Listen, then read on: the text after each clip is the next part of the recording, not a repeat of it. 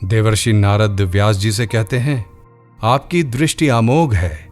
आप इस बात को जानिए कि आप पुरुषोत्तम भगवान के कलावतार हैं।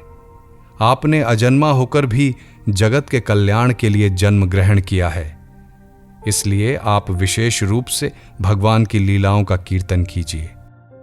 विद्वानों ने इस बात का निरूपण किया है कि मनुष्य की तपस्या, वेदाध्ययन, यज्ञानुष्ठान, स्वाध्याय, ज्ञान और दान का एकमात्र प्रयोजन यही है कि पुण्य कीर्ति श्री कृष्ण के गुणों और लीलाओं का वर्णन किया जाए।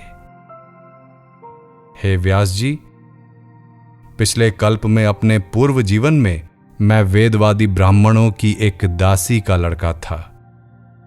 वे योगी वर्षा ऋतु में एक स्थान पर चातुर्मास्य कर रहे थे। बचपन में ही मैं उनकी सेवा में नियुक्त कर दिया गया था। यद्यपि मैं बालक था, फिर भी किसी प्रकार की चंचलता नहीं करता था, जितेंद्रिय था, खेल कूद से तो दूर ही रहता था और आज्ञा अनुसार उनकी सेवा करता था। मैं बोलता भी बहुत कम था। मेरे इस शील स्वभाव को देखकर समदर्शी मुनियों ने मुझ सेवक पर अत्यंत अनुग्रह किया। उनकी अनुमति प्राप्त करके बर्तनों में लगा हुआ जूठन मैं एक बार खा लिया करता था। इससे मेरे सारे पाप धुल गए। इस प्रकार उनकी सेवा करते करते मेरा हृदय शुद्ध हो गया और वे लोग जैसा भजन पूजन करते थे उसी में मेरी भी रुचि हो गई। प्यारे व्यास जी, उस सत्संग में उन लीला गान परायण महात्माओं के अनुग्रह से मैं प्रतिदिन श्री कृष्ण की मनोहर कथाएं सुना करता। श्रद्धा पूर्वक एक एक पद श्रवण करते करते प्रिय कीर्ति भगवान में मेरी रुचि हो गई। जब भगवान में मेरी रुचि हो गई, तब उन मनोहर कीर्ति प्रभु में मेरी बुद्धि भी निश्चल हो गई। उस बुद्धि से मैं इस संपूर्ण सत और असत रूप जगत को अपने परब्रह्म स्वरूप आत्मा में माया से कल्पित देखने लगा। इस प्रकार शरद और वर्षा, इन दो ऋतुओं में तीनों समय उन महात्मा मुनियों ने श्रीहरि के निर्मल यश का संकीर्तन किया और मैं प्रेम से प्रत्येक बात सुनता रहा। अब चित्त के रजोगुण और तमोगुण को नाश करने वाली भक्ति का मेरे हृदय में प्रादुर्भाव हो गया। मैं उनका बड़ा अनुरागी था, विनयी था। उन लोगों की सेवा से मेरे पाप नष्ट हो चुके थे। मेरे हृदय में श्रद्धा थी, इंद्रियों में संयम था एवं शरीर, वाणी और मन से मैं उनका आज्ञाकारी था। उन दीन वत्सल महात्माओं ने जाते समय कृपा करके मुझे उस गुह्यतम ज्ञान का उपदेश किया, जिसका उपदेश स्वयं भगवान ने अपने श्रीमुख से किया है। उस उपदेश से ही जगत के निर्माता भगवान श्री कृष्ण की माया के प्रभाव को मैं जान सका, जिसके जान लेने पर उनके परम पद की प्राप्ति हो जाती है। सत्य संकल्प व्यास जी, पुरुषोत्तम भगवान श्री कृष्ण के प्रति समस्त कर्मों को समर्पित कर देना ही संसार के तीनों तापों की एकमात्र औषधि है। प्राणियों को जिस पदार्थ के सेवन से जो रोग हो जाता है, वही पदार्थ चिकित्सा विधि के अनुसार प्रयोग करने पर क्या उस रोग को दूर नहीं करता? इसी प्रकार यद्यपि सभी कर्म मनुष्यों को जन्म मृत्यु रूप संसार के चक्र में डालने वाले हैं, तथापि जब वे भगवान को समर्पित कर दिए जाते हैं, तब उनका कर्मपना ही नष्ट हो जाता है। इस लोक में जो शास्त्र विहित कर्म भगवान की प्रसन्नता के लिए किए जाते हैं, उन्हीं से पराभक्ति युक्त ज्ञान की प्राप्ति होती है। उस भगवतर्थ कर्म के मार्ग में भगवान की आज्ञा अनुसार आचरण करते हुए लोग बार बार भगवान श्री कृष्ण के गुण और नामों का कीर्तन तथा स्मरण करते हैं।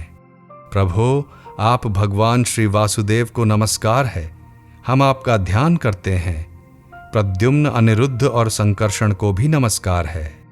इस प्रकार जो पुरुष चतुर्व्यूह रूपी भगवन मूर्तियों के नाम द्वारा प्राकृत मूर्ति रहित अप्राकृत मंत्र मूर्ति भगवान यज्ञ पुरुष का पूजन करता है, उसी का ज्ञान पूर्ण एवं यथार्थ है। जब मैंने भगवान की आज्ञा का इस प्रकार पालन किया, तब इस बात को जानकर भगवान श्री कृष्ण ने मुझे आत्मज्ञान, ऐश्वर्य और अपनी भाव रूपा प्रेमा भक्ति का दान किया। हे व्यास जी, आपका ज्ञान पूर्ण है। आप भगवान की ही कीर्ति का, उनकी प्रेममयी लीला का वर्णन कीजिए। उसी से बड़े बड़े ज्ञानियों की भी जिज्ञासा पूर्ण होती है। जो लोग दुखों के द्वारा बार बार रौंदे जा रहे हैं, उनके दुख की शांति इसी में हो सकती है, और कोई उपाय नहीं है। देवर्षि नारद के जन्म और साधना की बात सुनकर सत्यवती नंदन भगवान श्री व्यास ने उनसे फिर ये प्रश्न किया, नारद जी, जब आपको ज्ञानोपदेश करने वाले महात्मा गण चले गए, तब आपने क्या किया? उस समय तो आपकी अवस्था बहुत छोटी थी। स्वयंभू, आपकी शेष आयु किस प्रकार व्यतीत हुई और मृत्यु के समय आपने किस विधि से अपने शरीर का परित्याग किया? हे देवर्षि, काल तो सभी वस्तुओं को नष्ट कर देता है। उसने आपकी इस पूर्व कल्प की स्मृति का कैसे नाश नहीं किया? श्री नारद जी ने कहा, मुझे ज्ञानोपदेश करने वाले महात्मा गण जब चले गए, तब मैंने इस प्रकार अपना जीवन व्यतीत किया। यद्यपि उस समय मेरी अवस्था बहुत छोटी थी। मैं अपनी मां का इकलौता लड़का था, दासी थी। मुझे भी उनके सिवा और कोई सहारा नहीं था। उन्होंने अपने को मेरे स्नेह पाश से जकड़ रखा था। वो मेरे योगक्षेम की चिंता तो बहुत करती थीं, परंतु पराधीन होने के कारण कुछ नहीं कर पाती थीं। जैसे कठपुतली नचाने वाले की इच्छा के अनुसार ही नाचती है, वैसे ही ये सारा संसार ईश्वर के अधीन है।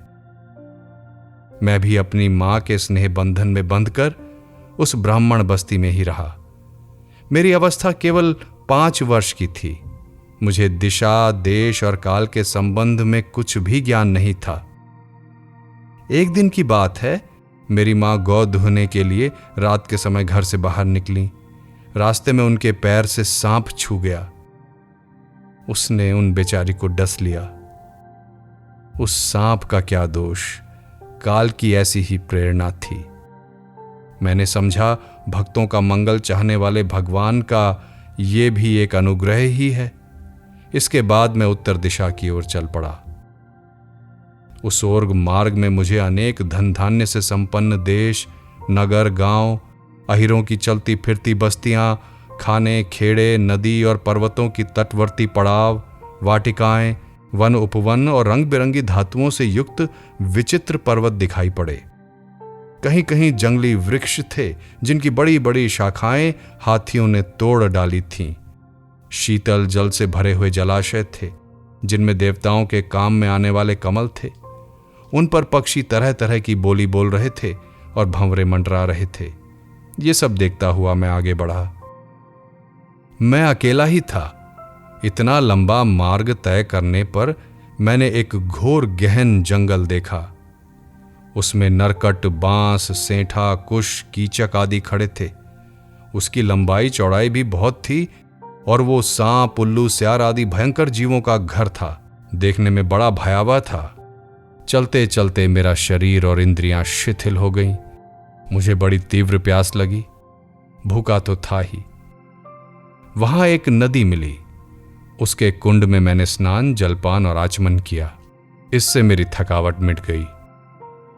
उस विजन वन में एक पीपल के नीचे आसन लगाकर मैं बैठ गया। उन महात्माओं से जैसा मैंने सुना था, हृदय में रहने वाले परमात्मा के उसी स्वरूप का मैं मन ही मन ध्यान करने लगा।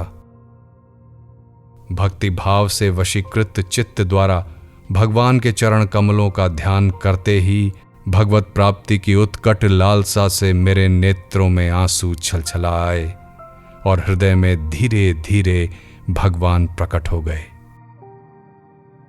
व्यास जी, उस समय प्रेमा भाव के अत्यंत उद्रेक से मेरा रोम रोम पुलकित हो उठा।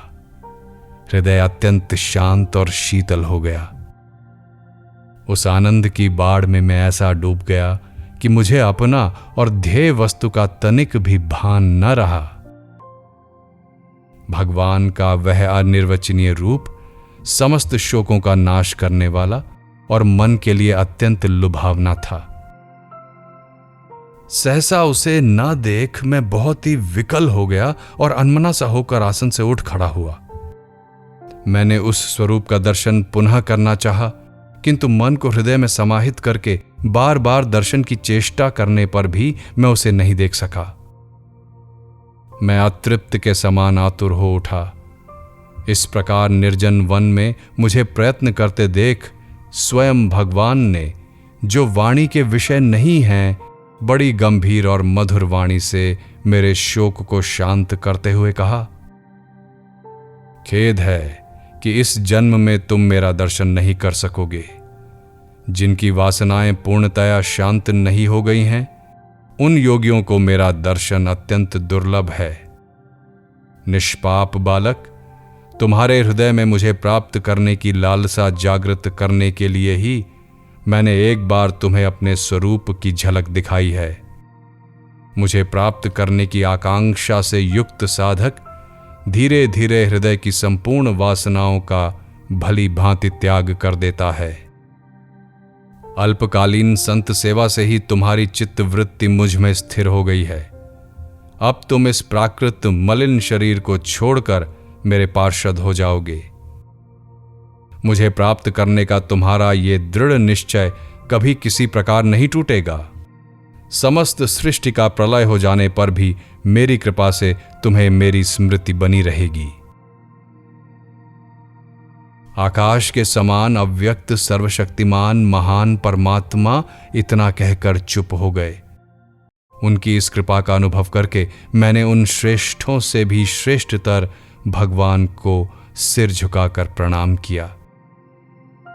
तभी से मैं लज्जा संकोच छोड़कर भगवान के अत्यंत रहस्यमय और मंगलमय मधुर नामों और लीलाओं का कीर्तन और स्मरण करने लगा। स्पृहा और मद मत्सर मेरे हृदय से पहले ही निवृत्त हो चुके थे। अब मैं आनंद से काल की प्रतीक्षा करता हुआ पृथ्वी पर विचरने लगा। व्यास जी, इस प्रकार भगवान की कृपा से मेरा हृदय शुद्ध हो गया, आसक्ति मिट गई और मैं श्री कृष्ण परायण हो गया। कुछ समय पश्चात जैसे एकाएक बिजली कौंध जाती है, वैसे ही अपने समय पर मेरी मृत्यु आ गई। मुझे शुद्ध भगवत पार्षद शरीर प्राप्त होने का अवसर आने पर प्रारब्ध कर्म समाप्त हो जाने के कारण पंच भौतिक शरीर नष्ट हो गया। कल्प के अंत में जिस समय भगवान नारायण एकार्णव अर्थात प्रलयकालीन समुद्र के जल में शयन करते हैं, उस समय उनके हृदय में शयन करने की इच्छा से इस सारी सृष्टि को समेटकर ब्रह्मा जी जब प्रवेश करने लगे, तब उनके श्वास के साथ मैं भी उनके हृदय में प्रवेश कर गया। 1 सहस्र चतुर्युगी बीत जाने पर जब ब्रह्मा जगे और उन्होंने सृष्टि करने की इच्छा की, तब उनकी इंद्रियों से मरीचि आदि ऋषियों के साथ मैं भी प्रकट हो गया। तभी से मैं भगवान की कृपा से वैकुंठ आदि में और तीनों लोकों में बाहर और भीतर बिना रोक टोक विचरण किया करता हूं। मेरे जीवन का व्रत भगवत भजन अखंड रूप से चलता रहता है। भगवान की दी हुई ईश्वर ब्रह्म से विभूषित वीणा पर तान छेड़कर मैं उनकी लीलाओं का गान करता हुआ समस्त संसार में विचरता हूं। जब मैं उनकी लीलाओं का गान करने लगता हूं, तब वे प्रभु, जिनके चरण कमल समस्त तीर्थों के उद्गम स्थान हैं और जिनका यशोगान मुझे बहुत ही प्रिय लगता है, बुलाए हुए की भांति तुरंत मेरे हृदय में आकर दर्शन दे देते हैं। जिन लोगों का चित्त निरंतर विषय भोगों की कामना से आतुर हो रहा है, उनके लिए भगवान की लीलाओं का कीर्तन संसार सागर से पार जाने का जहाज है। ये मेरा अपना अनुभव है। काम और लोभ की चोट से बार बार घायल हुआ हृदय श्री कृष्ण सेवा से जैसी प्रत्यक्ष शांति का अनुभव करता है, यम नियम आदि योग मार्गों से वैसी शांति नहीं मिलती। व्यास जी, आप निष्पाप हैं। आपने मुझसे जो कुछ पूछा था वह सब अपने जन्म और साधन का रहस्य तथा आपकी आत्मतुष्टि का उपाय मैंने बतला दिया। देवर्षि नारद ने व्यास जी से इस प्रकार कहकर जाने की अनुमति ली और वीणा बजाते हुए स्वच्छंद विचरण करने के लिए वे चल पड़े। ये देवर्षि नारद धन्य हैं, क्योंकि ये शार्ंग पाणी भगवान की कीर्ति को अपनी वीणा पर गा गा कर स्वयं तो आनंद मग्न होते ही हैं, साथ ही इस त्रिताप तप्त जगत को भी आनंदित करते रहते हैं। इति श्रीमद्भागवत महापुराणे प्रथम स्कंधे व्यास नारद संवादे षष्ठो अध्यायः।